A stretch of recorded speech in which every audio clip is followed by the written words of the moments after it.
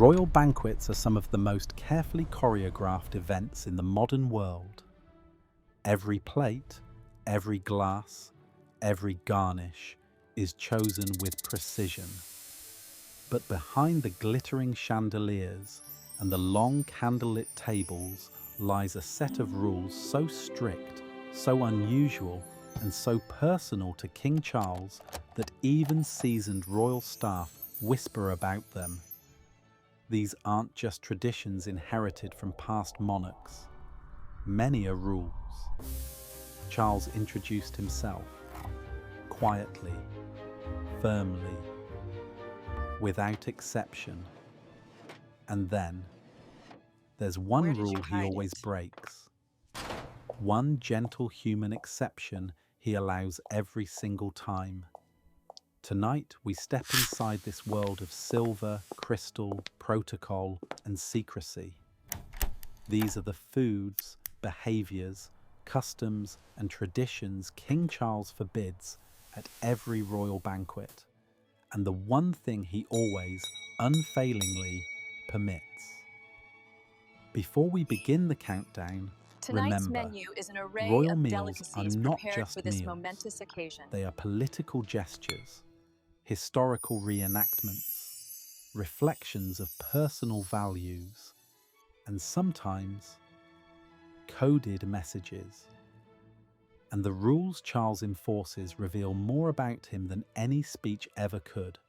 So let's begin with number 10, a rule that surprises even royal chefs. Number 10, the ban on garlic. Before we reach the more dramatic restrictions, we start with a rule that has existed in the royal kitchens for decades, but Charles enforces it with particular care: garlic. Not a clove, not a smear, not a hint. The reason is surprisingly practical. Banquets require close conversation. Ministers, diplomats, ambassadors, and foreign leaders sitting inches from the king. Garlic lingers. And in the royal world, lingering scents can become lingering diplomatic problems. Queen Elizabeth disliked garlic for the same reason, but Charles is even stricter. Royal chefs say they must triple-check recipes because one mistake can ruin an entire menu.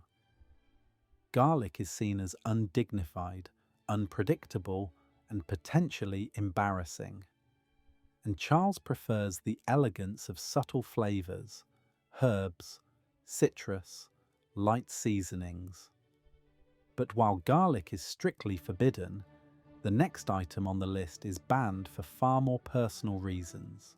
Number 9, no foie gras, a ban rooted in belief.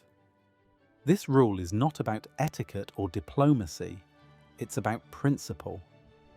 King Charles banned foie gras entirely from royal menus due to concerns over animal welfare. He made this decision long before he became king, back when he was the Prince of Wales, and he still stands by it. The palace has quietly informed suppliers that foie gras is never to enter the royal kitchens. Even foreign dignitaries accustomed to luxury French dishes are never offered it. This is one of the most controversial bans because foie gras is considered a hallmark of gourmet dining. But Charles's commitment is personal. He has spent decades advocating for ethical farming.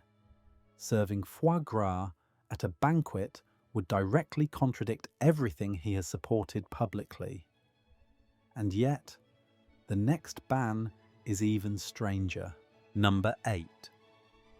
Absolutely no shellfish. Before revealing the more symbolic bans later in the list, this practical one still carries a deep historical weight.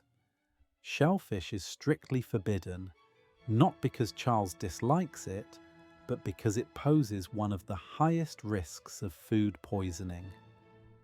For a monarch, food poisoning is not just uncomfortable, it is a national security concern. Diplomats travel with physicians. Prime ministers have backup transportation. But the king? He must always remain healthy, and so shellfish is banned entirely. Oysters, mussels, prawns, scallops. Royal chefs avoid them not just at banquets, but at most official royal events. A single allergic reaction would be catastrophic. And while this rule is based on safety, the next one is far more atmospheric. Number 7. No strong-smelling foods. Of any kind, garlic isn't the only culprit. King Charles enforces a quiet ban on any food with an overpowering scent. Onions, truffle oil, overly aged cheeses, certain fish, why? Because a banquet is not meant to feel like a bustling restaurant. It is designed to feel like an elegant, refined ceremony. The atmosphere must be calm, controlled, beautiful. Royal staff describe Charles as having a keen sensitivity to scent. He believes that a banquet should smell like polished silver, warm candles, fresh greenery, and soft floral arrangements. Not pungent dishes competing for attention. And speaking of attention, the next ban is all about preventing chaos at the table. Number 6. No messy or dripping foods. Here's where things become more specific. King Charles forbids any food that risks splashing, dripping, or staining clothing. Imagine a hall full of foreign dignitaries in their finest suits and dresses, every camera in the world watching, and someone spills tomato sauce on their lap. Disaster. So the king bans spaghetti, saucy stews, oversized burgers, ribs, wings, and anything that requires a diner to struggle or concentrate. Even certain desserts, like molten chocolate cakes, are rejected. Every dish must be elegant, clean, and easy to eat with impeccable posture. But the next rule is even stricter, and it reveals his strong environmental convictions. Number 5. No out-of-season ingredients. This is one of Charles's signature bans. He insists that royal menus must use local, seasonal ingredients only. If it's not growing naturally in Britain at that time of year, it will not be served. No imported strawberries in winter, no exotic fruits for decoration, no vegetables flown halfway across the world just to look impressive on a plate. He believes seasonal eating respects the land and reduces waste. Royal chefs say this rule forces them to be creative, but it also makes the banquets uniquely British. And yet, the next ban challenges an even older royal tradition. Number 4. No extravagant portions. This might surprise you. Royal banquets may look luxurious, but the portions are shockingly small. Charles believes extravagant portions appear excessive, wasteful, and out of step with modern values. He instructs chefs to serve elegant, modest portions, 3 or 4 bites per course at most. Even foreign leaders accustomed to large state dinners are sometimes surprised, but Charles holds firm. A banquet is a performance, not a feast. And speaking of performance, the next ban is one that many guests don't even realize exists. Number 3. No personal requests from guests. This rule is absolute. No matter how powerful the guest, whether a president, prime minister, or global figure, they may not request a specific dish. The menu is decided weeks in advance and is symbolic, diplomatic, and meticulously crafted. A guest asking for a substitute is seen as breaking the harmony of the event. Charles quietly enforces a no substitution policy. Whatever is served is what everyone eats. But the next ban is not about food at all. It's about timing. Number 2. No phones or cameras.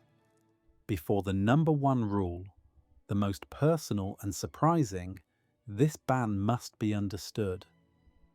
King Charles forbids phones, recordings, or photography during royal banquets.